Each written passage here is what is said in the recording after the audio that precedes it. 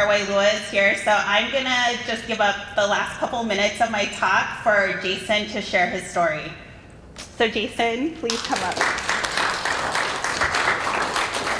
Because it's historical, it's part of the history for sure.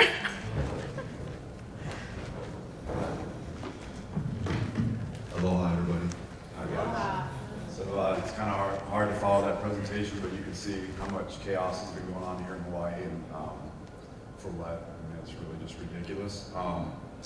My name is Jason Henley. I own Waialua. It's the largest patient-based farm in Hawaii. Kind of like as this side's trying to say, we're trying to limit cards per sites.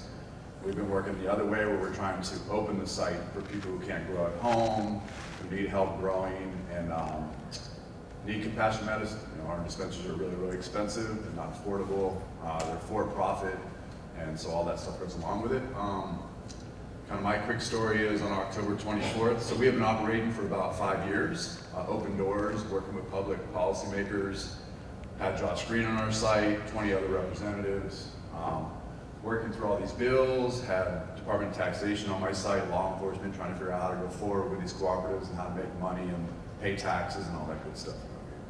On October 24th, Homeland Security, NED, Narcotics Enforcement Division, and a bunch of other people showed up at my house and my farm, 10 people at my house, 60 people at my farm, and started just kind of shutting everything down. So 6 in the morning, pretty much took everything off our site, plants, any mechanical equipment that had to do with hash making, and pretty much emptied our farm out to nothing.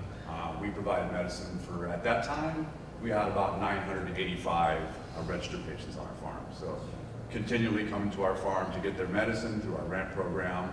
You know, we've kind of slid around this gray area and stuff, and we just never, well, you're selling cannabis. No, we're not selling cannabis. This is our cost to grow this cannabis here. These patients pay for the cost to amends, electricity, water. And so we had all this kind of in play, and we're working really good. We're really not sure why it happened. We were pretty transparent about everything. We did stop allowing NED on our site, Narcotics Enforcement Division, because they were doing really shady compliance things, and that's what they've been doing for the last 20 years. So we stopped them from coming on our sites about 4 times with search warrants, saying go get a search warrant. And then the last time they came back, the feds came in with a search warrant. To this day, I have not been charged. I was not arrested that day, and I was let go. And that's my story. Yeah, it's pretty crazy, unexpected. We haven't seen anything happen like this since like Operation Green Harvest on this level, you know. But this has been happening in the background all over the place. I talked to my friends on Maui, Kauai. They call it the big loss. So these guys come in and remove everything from you. There's no charges, we think, and they move on and they cause chaos. So, yeah, Thank you. That's my story. But we opened up 5 days later.